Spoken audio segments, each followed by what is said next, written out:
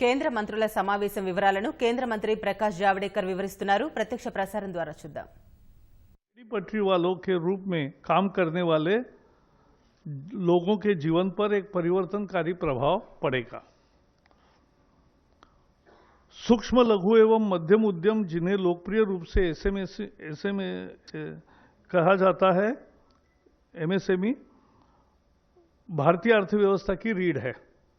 देश भर के विभिन्न क्षेत्रों में चुपचाप काम करते हुए 6 करोड़ से अधिक एमएसएमईज की एक मजबूत और आत्मनिर्भर भारत के निर्माण में महत्वपूर्ण भूमिका है। कोविड-19 महामारी के बाद प्रधानमंत्री नरेंद्र मोदी जी ने राष्ट्र निर्माण के एमएसएमई की भूमिका को शीघ्र पहचान लिया।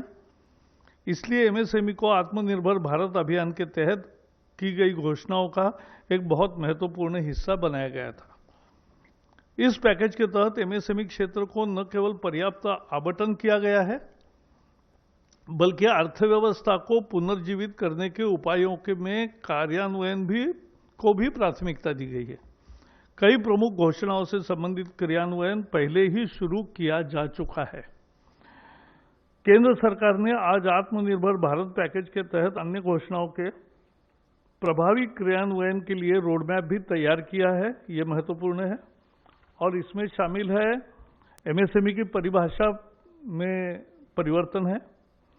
ये व्यवसाय करने को आसान बनाने की दिशा में एक और कदम है और ये एमएसएमई क्षेत्र के निवेश को आकर्षित करने और अधिक नौकरियां पैदा करने में भारत में मदद करेगा।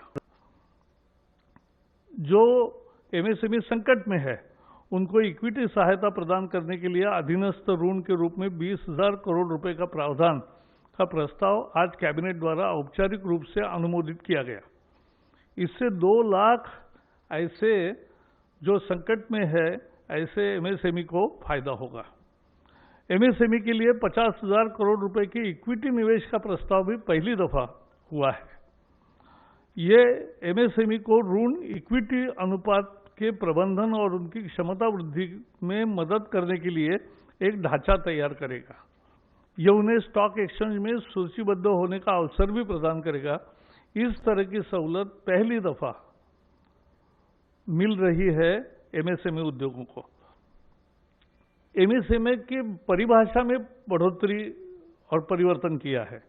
भारत सरकार ने आज एमएसएमई की परिभाषा को और संशोधित किया, क्योंकि जब पैकेज घोषित किया था तो एक संशोधन दिया था, लेकिन आज इकाई की परिभाषा बढ़ाकर 1 करोड़ रुपए के निवेश और 5 करोड़ रुपए का कारोबार कर दिया गया। लघु इकाई की सीमा बढ़ाकर 10 करोड़ रुपए का निवेश और 50 करोड़ रुपए का टर्नओवर कर दिया गया है। इसी प्रकार मध्यम इकाई का निवेश सीमा बढ़ाकर 20 करोड़ रुपए तथा 100 करोड़ की जगह 250 करोड़ रुपए का कारोबार कर दिया गया है। गौरतलब है कि 2006 में एमएसएमई डेवलपमेंट एक्ट के अस्तित्व में आने के 14 साल बाद यह संशोधन हुआ है। पैकेज की 13 मई 2020 को घोषणा के बाद अनेक प्रतिनिधियों से मिले और घोषित संशोधन अब भी बाजार और मूल्य निर्धारण की स्थिति के अनुरूप नहीं है, इसे ऊपर की तरफ और संशोधित किया जाना चाहिए, इस तरह का फीडबैक आया। इन आवेदनों को सुनते हुए प्रधानमंत्री ने मध्यम एवं मैन्युफैक्चरिंग सेवा इकाइयों की सीमा को और बढ़ाने का निर्णय किया। अब यह 50 करोड़ रुपए का निवेश और 250 करोड़ रुपए का कारोबार की सीमा होगी। यह भी निर्णय लिया गया है कि निर्यात के संबंध में कारोबार को एमएसएमई के इकाइयों की किसी भी श्रेणी के लिए टर्नओवर की गणना में नहीं गिना जाएगा, चाहे वो सूक्ष्म हो, लघु हो या मध्यम हो। शहरी और आवास मंत्रालय ने विशेष सूक्ष्म ऋण योजना शुरू की है। इसके जरिए रेडी पटरी वाले, ठेले वाले, छोटा दुकान जो बिठाते हैं, सड़क पर माल बेचते हैं, उनकी क्षमता और उनका काम चले, इसके लिए ज़्यादा ऋण उपलब्ध कराने के फैसला किया है। ये योजना लंबे समय तक चलेगी, क्योंकि कामकाज फिर शुरू कर सके और अपना जीविकोपार्जन सही तरीके से कर सके। इस योजना के 50 लाख से अधिक पटरी सामान बेचने वाले ठेला वाले, हॉकर और रेडी पटरी वालों को लाभ मिलेगा। इनके द्वारा क्या क्या बेचा जाता है मालूम है आपको? सब्जी है, फल है, तैयार खाद्य पदार्थ है, चाय, पकोड़ा, ब्रेड, अंडा, कपड़ा, चप्पल, किताब, स्टेशनरी की आपूर्ति, बहुत सारे वस्तुएं यहाँ बेची जाती है, हम खरीदते हैं। इसके अंतर्गत सलून, मोची, लॉन्ड्री और पान की दुकानें भी आएगी। भारत सरकार कोविड-19 के दौरान इनके समक्ष आई परेशानी के प्रति संवेदनशील रही है। इसी के तहत इन्हें तत्क्षण सहयोग हेतु ये ऋण की योजना शुरू की गई है ताकि अविलंब ये अपने व्यापार को गति दे सके। स्थानीय शहरी निकाय इस योजना में क्रियान्वयन में महत्वपूर्ण भूमिका बजाएगा। शायद भारतीय इतिहास में पहली दफा आजादी के बाद ऐसा निर्णय लिया गया है, जबकि फुटपाथ दुकानदारों और रेडी ठाने वालों को, चाहे शहरी क्षेत्र या ग्रामीण क्षेत्र के हो, इस योजना के तहत इन सभी लोगों को, वर्गों को 10,000 रुपए का ऋण दिया जाएगा। इसे वो मासिक किस्तों में अधिकतम 1 वर्ष के अंदर वापस लौटा सकते। समय पर भुगतान करने को वालों को 7% वार्षिक ब्याज सब्सिडी के रूप में लाभार्थी के बैंक खाते में जमा कर दी जाएगा। इसमें किसी तरह का दंड का प्राविधान नहीं है। इस पहल से इन वेंडरों एवं अन्य विक्रेताओं को आर्थिक उन्नयन में मदद मिलेगी। इस योजना के क्रियान्वयन में किसी तरह की कठिनाई ना हो तथा जिन्हें इसका लाभ मिलना है उन तक यह सही ढंग से पहुंचे, इसके लिए मंत्रालय, बैंक एवं स्वयं सहायता समूह की अहम जिम्मेदारी एवं भूमिका तय की गई है। साथ ही इसके क्रियान्वयन में पारदर्शिता रहे, इसके लिए पोर्टल, मोबाइल ऐप भी तैयार किए गए हैं। सशक्तिकरण के लिए टेक्नोलॉजी का उपयोग अन्य काम में भी करने का फैसला हुआ है। योजना के पूर्ण क्रियान्वयन एक वेब पोर्टल के साथ एक डिजिटल प्लेटफॉर्म, मोबाइल ऐप विकसित किया जा रहा है। यह प्लेटफॉर्म विक्रेताओं को औपचारिक वित्तीय ढांचे के साथ एकीकृत करने के लिए it will be yet another financial inclusion, यह आईटी प्लेटफॉर्म मदद करेगा। डिजिटल ट्रांजैक्शन को इससे बल मिलेगा, प्रोत्साहन मिलेगा और क्षमताओं के विकास के लिए भी ये राज्य सरकार एवं अन्य एजेंसियों के सहयोग से शहरी विकास मंत्रालय एक क्षमता विकास एवं वित्तीय साक्षरता का कार्यक्रम भी शुरू करेगा, जो महत्वपूर्ण है। सरकार ने किसानों के लिए आज बड़े फैसले किए, जो पहले पैकेज के समय नहीं बताया था, लेकिन आज नया फैसला है और बहुत महत्वपूर्ण है कि न्यूनतम समर्थन मूल्य उसकी कुल लागत का 1.5 गुना ज्यादा रखने का अपना वादा सरकार पूरा कर रही है। खरीफ फसल 20-21 के 14 फसलों के CACP आधारित न्यूनतम समर्थन मूल्य जारी कर दिया गया है, जिसकी जानकारी तोमर जी बताएंगे। इन 14 फसलों पर किसानों को अब लागत का 50 से लेकर 83% तक ज्यादा दाम हासिल होगा। सरकार ने बैंकों द्वारा खेती और उससे जुड़े काम धंधों के लिए 3 लाख रुपए तक के अल्पकालिक कर्ज के भुगतान की तिथि भी 31 अगस्त 2020 तक बढ़ाई है और किसानों में इसमें ब्याज की छूट और अदायगी में मोहलत, ये दोनों फायदे उसको मिलेंगे। किसानों को 1 मार्च 2020 से 31 अगस्त 2020 के बीच अल्पकालिक कृषि कर्ज की ब्याज में 2% और अदायगी में 3% का फायदा होगा। भारत सरकार द्वारा किसानों को 7% से कर्जा मिलता है। इसमें 3 लाख रुपए तक के लोन पर 2% बैंक ब्याज की छूट सरकार देगी और समय पर भुगतान पर 3% का फायदा मिलेगा। इसका मतलब 4% में 3 लाख तक का कर्जा मिलेगा। किसानों के लिए ये बहुत बड़ी तोहफा है। ब्याज में छूट की योजना किसानों को किसान क्रेडिट कार्ड के जरिए कर्ज सहित अल्पकालीन फसल कर्ज के देने के मकसद से शुरू की गई है। पिछले कुछ हफ्तों के दौरान बहुत से किसान अल्पकालिक जो क्रॉप लोन होता है उसके अदायगी के लिए बैंक नहीं जा सके। इसको ध्यान रखते हुए कैबिनेट ने जो निर्णय किया है उससे करोड़ों किसानों का लाभ होगा। गरीब ही इस सरकार की सर्वोच्च प्राथमिकता है और इसलिए कोरोना वायरस महामारी के दौरान लॉकडाउन की शुरुआत से ही सरकार सबसे ज्यादा गरीब लोगों की जरूरतों को लेकर संवेदनशील रही है।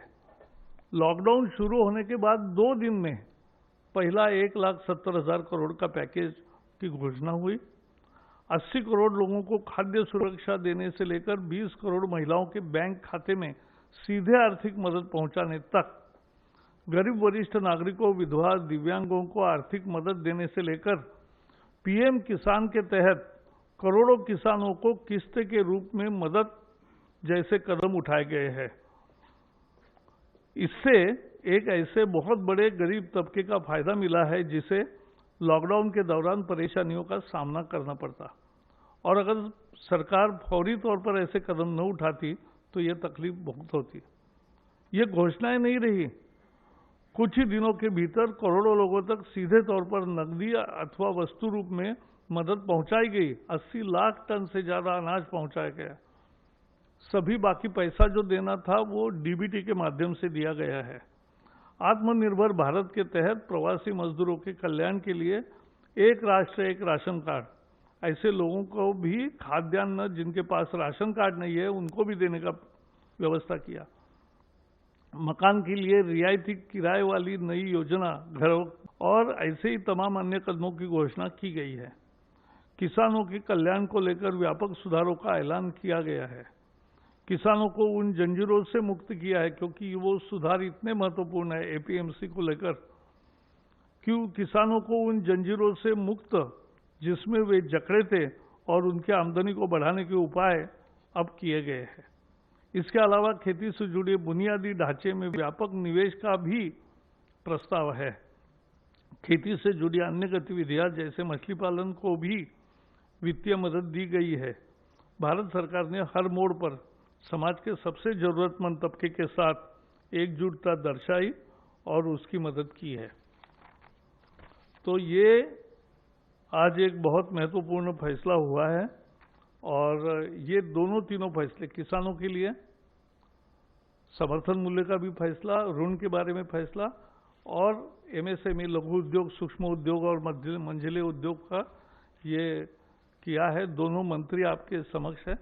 मैं नितिन जी को रिक्वेस्ट करूंगा कि वो बताएं। अच्छा, पहले तोमर जी अपनी कृषि के संबंध में रखेंगे।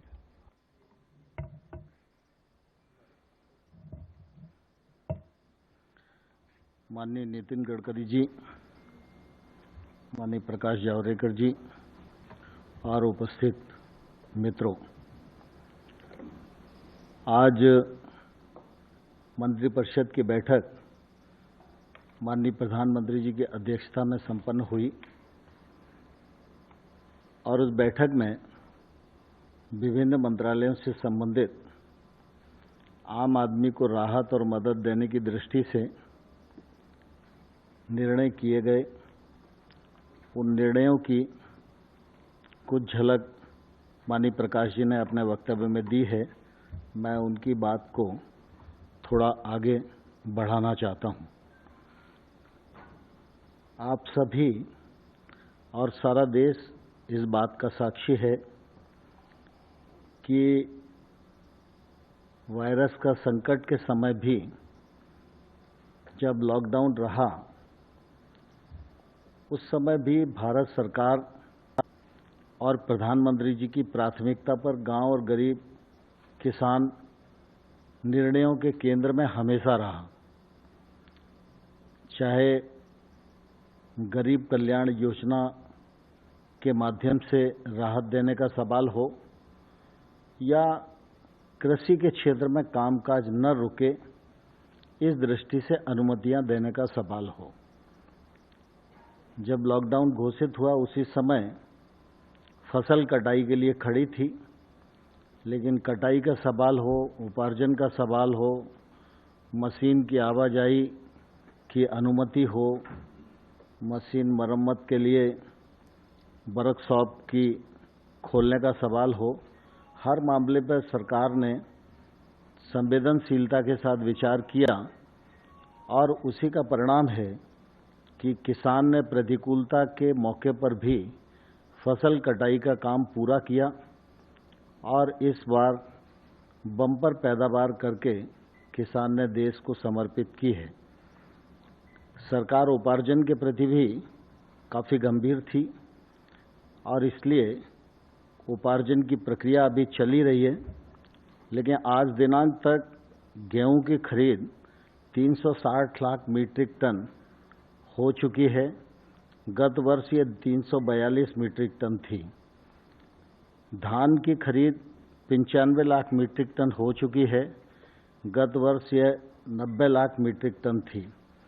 दलहन और तिलहन की खरीद अभी चल रही है और अभी 16.07 लाख मीट्रिक टन खरीद हुई है। ये गत वर्ष 15 लाख मीट्रिक टन थी। आप सबके ध्यान में है कि 18-19 में सरकार ने एक निर्णय किया था कि किसान को उसके उत्पादन में लागत का कम से कम 50% मुनाफा मिलना चाहिए। स्वामीनाथन साहब ने एक अध्ययन के बाद अपनी रिकमेंडेशन की थी और ये रिकमेंडेशन काफ़ी देश में घूमती रही, लेकिन माननीय प्रधानमंत्री नरेंद्र मोदी जी के नेतृत्व में इन रिकमेंडेशनों को स्वीकार भी किया गया और अमल भी किया गया।